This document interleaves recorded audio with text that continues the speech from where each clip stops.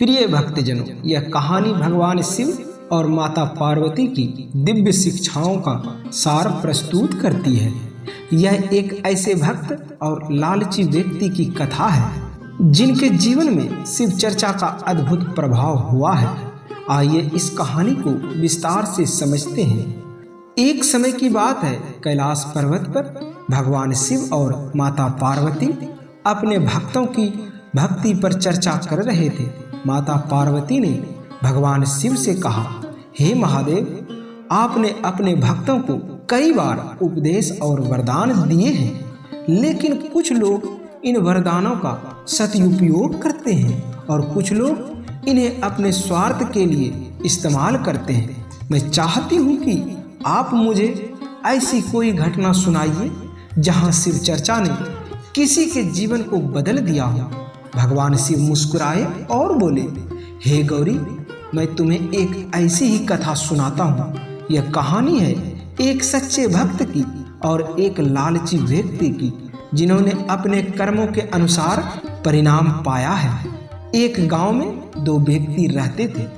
एक था शिव भक्त जिसका नाम देवदत्त था और दूसरा था एक लालची व्यक्ति जिसका नाम दुष्टि था। देवदत्त दिन रात भगवान शिव की पूजा करता, उनके गुणगान करता और शिव चर्चा में मग्न रहता। वह सरल स्वभाव का और सभी की मदद करने वाला था।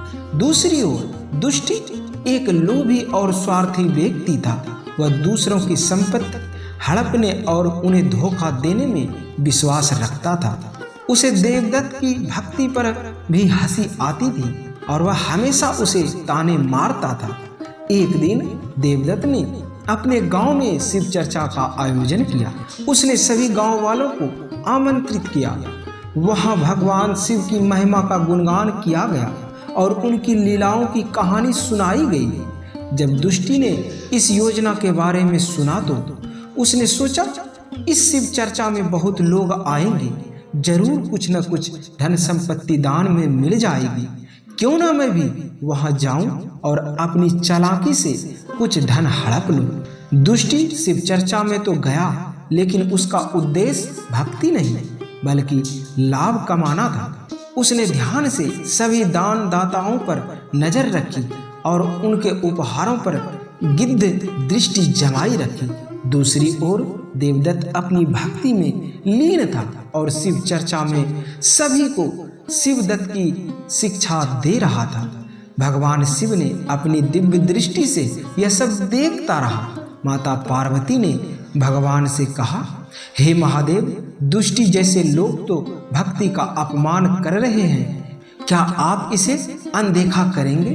भगवान शिव मुस्कुराए और बोले, गौरी, समय आने पर हर व्यक्ति को उसके कर्म का फल मिलता है।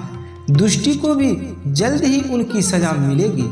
शिव चर्चा समाप्त होने के बाद दुष्टि ने रात के अंधेरे में दान के धन को चुराने की योजना बनाई।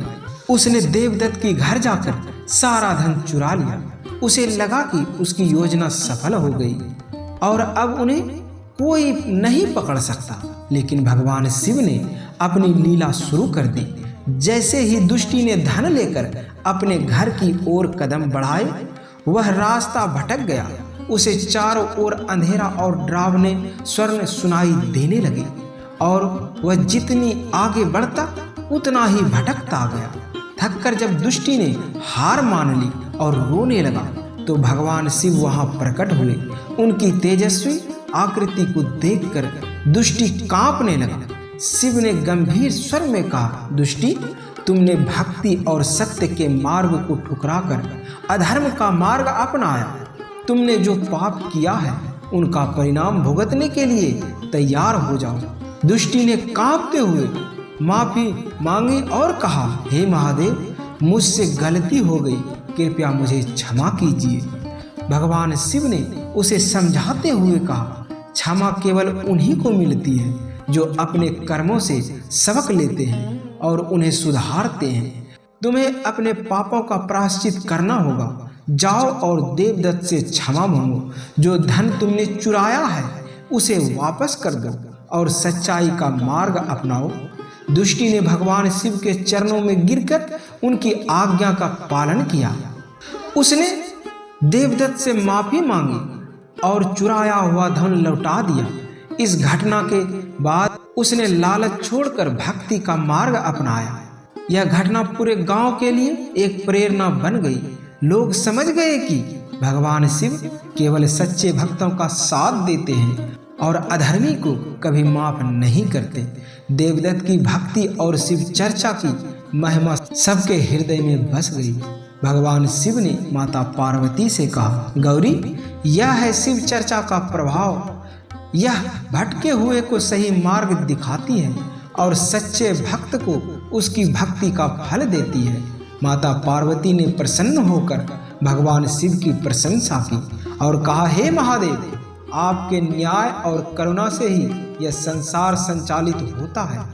भक्तजनों, यह कहानी से हमें सीखने को मिलती है कि भक्ति और सत्य के मार्ग पर चलने वाले व्यक्ति को हमेशा सफलता और शांति प्राप्त होती है। वहीं लालच और अधर्म का मार्ग अपनाने वाले को उसके कर्मों का दंड भुगतना पड़ता है। शिव चर्चा का महत्व केवल कथा सुनने तक सीमित नहीं है, बल्कि उसे अपने जीवन में अपनाने में हमें शिव की कृपा मिलती है। अगर यह शिव चर्चा कहानी अच्छी लगी हो तो वीडियो को लाइक और चैनल को सब्सक्राइब अवश्य करें। साथ में कमेंट में हर हर महादेव लिखना ना भूलें। धन्यवाद।